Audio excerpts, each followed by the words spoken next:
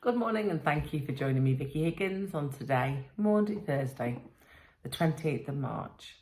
And today we're looking at Luke's Gospel, chapter 23. So we'll start there.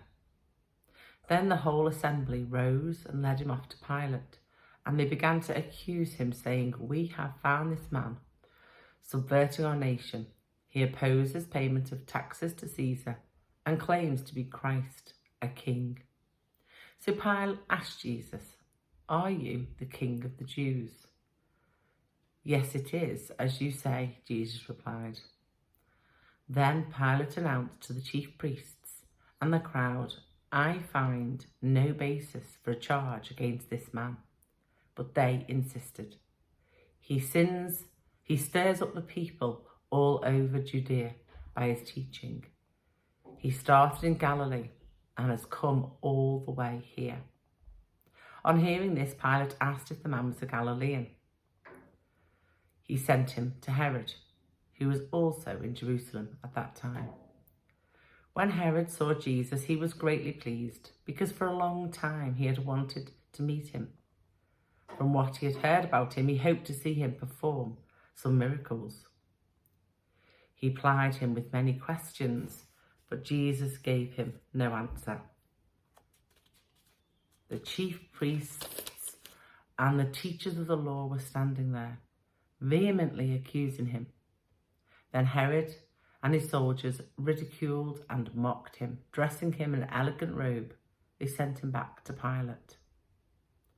Pilate called together chief priests, the rulers and the people, and said to them, "You brought me this man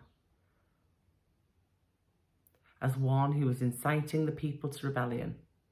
I have examined him in your presence and have found no basis for your charges against him. Neither has Herod, for he sent him back to us. He has done nothing to deserve death. Therefore, I will punish him and I will release him."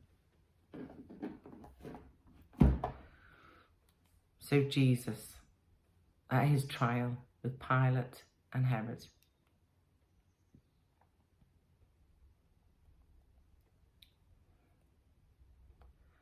we're remembering the Son of God who'd done no wrong, yet he is being condemned.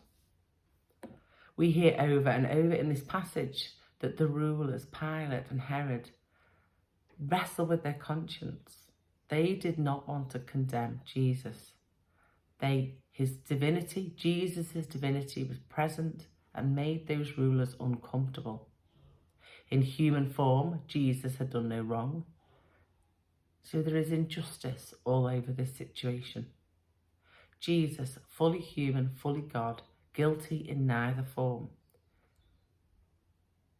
But this innocent man was being framed to take the fall for someone else.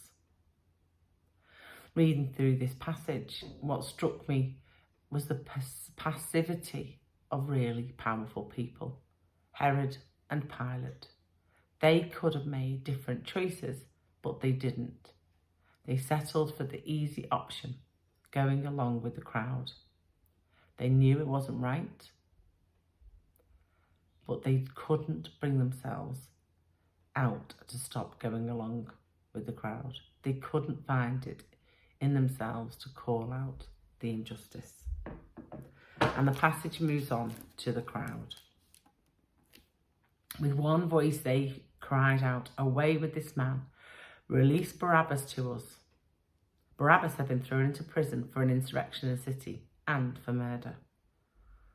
Wanting to release Jesus, Pilate appealed to them again, but they kept shouting, "Crucify him, crucify him." For the third time he spoke to them, "Why? What crime has this man committed? I have found in him no grounds for the death penalty. Therefore I will have him punished and release him."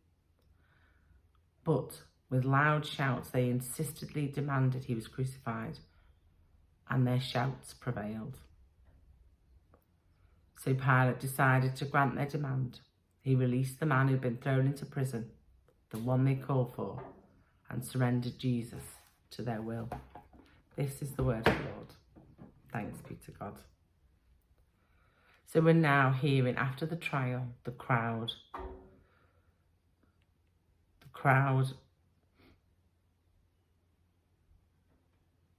being stirred, a mirror perhaps being held up, and then finding it really uncomfortable, like Pilate had done. And the crowd shouting, misguidedly shouting for Jesus to die. And it's a sombering moment, remembering that sacrifice, the point of no return, when Pilate surrenders Jesus to the will of the people. Jesus gave himself up to death on a cross. So our debt for our choices is paid and our relationship with God is restored. We spend today connecting with that sacrifice and thinking how to respond. How do we respond every day? How do we use our power and influence? Do we passively go along with the crowd? Do we allow injustice to happen in our midst? Do we find sometimes that going deeper into faith challenges us? Are we able to decide to continue? Active decisions we make every day to respond to this sacrifice. So dear Lord, to end with a prayer, dear Lord, open our eyes to our power and influence. Help us to be aware when we have choices to make. Help us to call out injustice. Dear Lord, help us, support us to choose you. We choose to put you as the King in our hearts today and every day. And we thank you for the sacrifice you made to save us. Amen.